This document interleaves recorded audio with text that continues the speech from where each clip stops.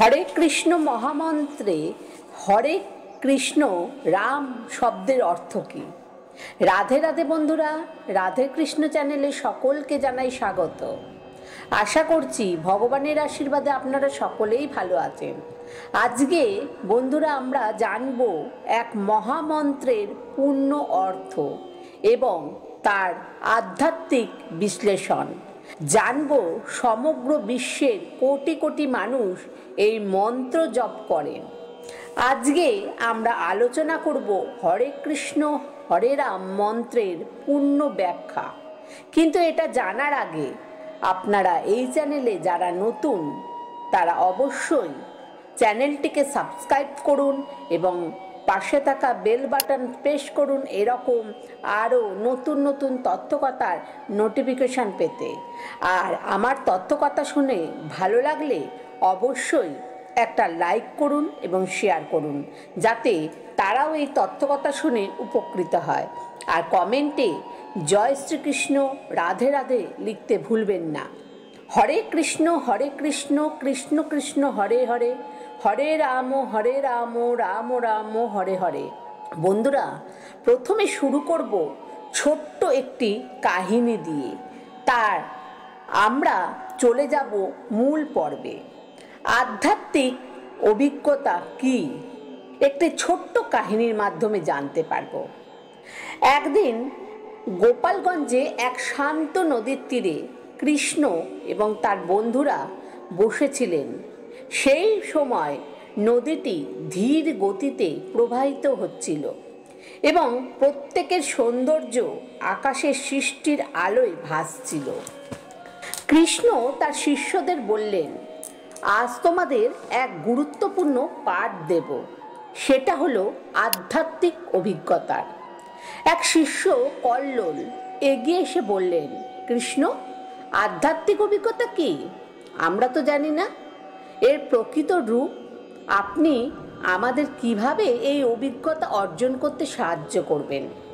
কৃষ্ণ মৃদু হেসে বললেন, আধ্যাত্মিক অভিজ্ঞতা হলো এক ধরনের গভীর অনুভূতি, যার দেহ ও মনের যখন তুমি আত্মার সঙ্গে একত্র হও তখন এই অভিজ্ঞতা আসে।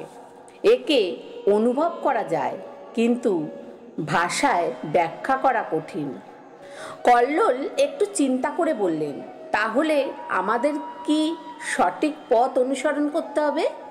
কৃষ্ণ তাদের উদ্দেশ্যে বললেন, হ্যাঁ, তুমি যদি সত্যিকারের এই অভিজ্ঞতা অর্জন করতে চাও তাহলে তোমার হৃদয়ের সঙ্গে হৃদয়ের সাথে এক নিষ্ঠতা প্রয়োজন।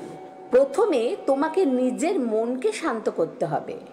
তোমার দেহের অনুভূতিগুলোকে ছিন্ন করে শুধু আত্মা ও ঈশ্বরের প্রতি মনোযোগ দিতে হবে। এইভাবে তোমার মনের ভিতর একটি অদৃশ্য শক্তি অনুভূতি হবে। এটাই হলো আধ্যাত্মিক অভিজ্ঞতা। তিনি আরও বলেন যে ধ্যান ও প্রার্থনা হলো আধ্যাত্মিক অভিজ্ঞতা অর্জনের সবচেয়ে শক্তিশালী উপায়। যখন তুমি ঈশ্বরের নাম জপ করবে তখন তোমার হৃদয়ে শান্তি আসবে। সেই শান্তির মধ্যে তুমি আত্মার সঙ্গে একত্র হতে পারবে। এই অভিজ্ঞতা তোমার সব দুঃখ, কষ্ট, সন্দেহ দূর করবে। শিষ্যরা সবাই মনোযোগ সহকারে শোনার পর কৃষ্ণ নদীর তীরে বসে সবাইকে ধ্যান করতে বললেন। তারা একাগ্র চিত্তে কৃষ্ণের নাম জপ করতে শুরু করলো। ধীরে ধীরে কল্লোল অনুভব করতে পারলেন এক অদ্ভুত শান্তি।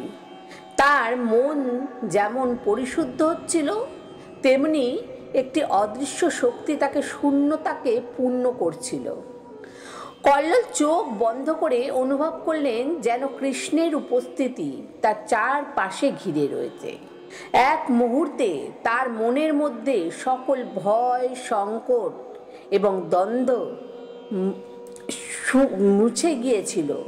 তিনি বুঝতে পারলেন আধ্যাত্মিক অভিজ্ঞতা হলো সেই শান্তি যা হৃদয়ের স্থিতিশীলতা এনে দেয় এবং আস্থাকে উজ্জীবিত করে।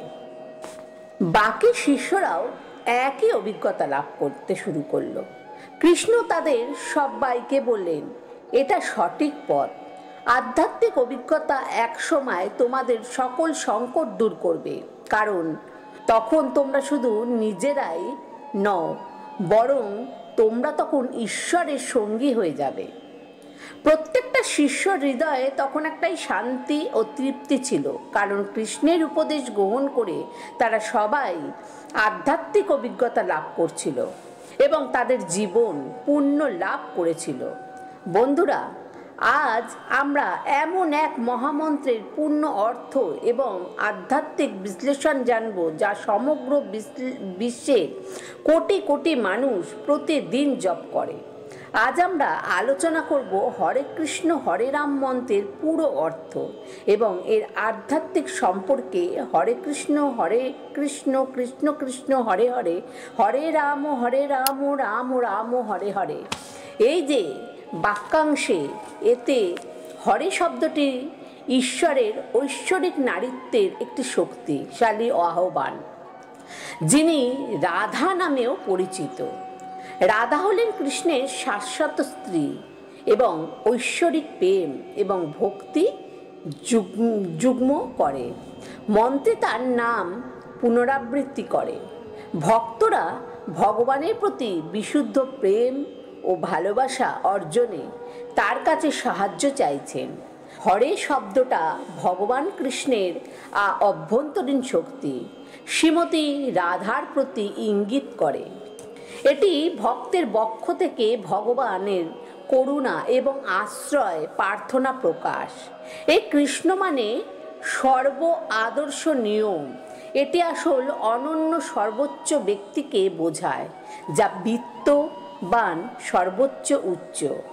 কৃষ্ণ যিনি মায়া করেন, কৃষ্ণ হলেন সর্বশক্তিমান, কৃষ্ণ হলেন ভগবান শ্রীকৃষ্ণ।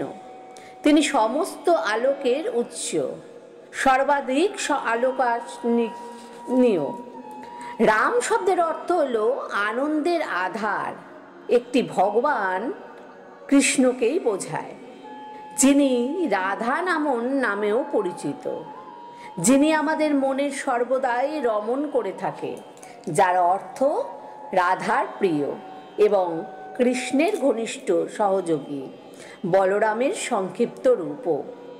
মন্ত্রে রাম জপ করার মাধ্যমে ভক্তরা আধ্যাত্মিক আনন্দ উপভোগ করে।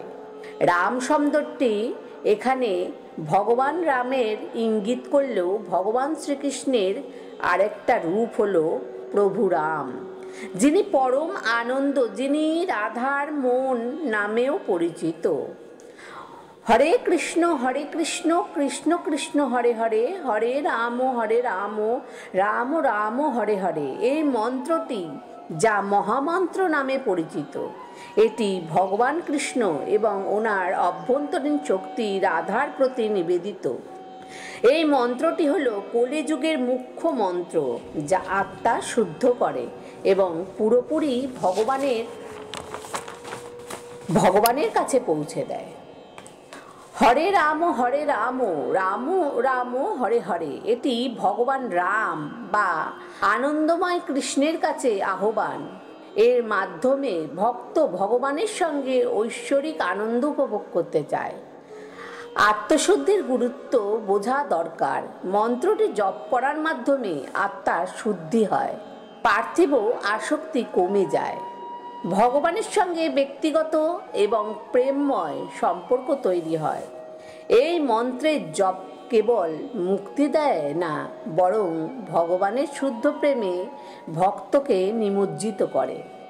তাই বন্ধুরা, ভগবানের নাম জপ করার সময় আপনারা সমস্ত দুঃখ, কষ্ট, কাম, লোভ, অহংকার, বিদ্বেষ সব কিছু থেকে মুক্তি পাবেন।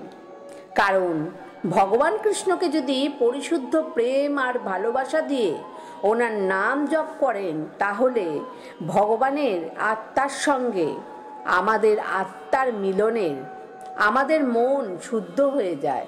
তাই তখন আমরা শুধু ভগবানের চিন্তায় আমরা মুগ্ধ থাকি। তখন আমাদের মনে অন্য কিছুর চিন্তাভাবনা অর্থাৎ দুঃখ, কষ্ট, লোভ, কাম, অহংকার থেকে মুক্তি পাই। কারণ একবার যদি ভগবানকে পেয়ে যাই তাহলে আর কিছুই প্রয়োজন হয় না। তাই বন্ধুরা, যখন মন প্রাণ দিয়ে ভগবানের নাম করবেন তখন ভগবানকে এক মনে তার জপ করুন, সব কিছু থেকে মুক্ত পেয়ে যাবেন। বন্ধুরা, আমার তথ্যকথাগুলি ভালো লাগলে অবশ্যই একটা লাইক করবেন এবং শেয়ার করবেন। ধন্যবাদ।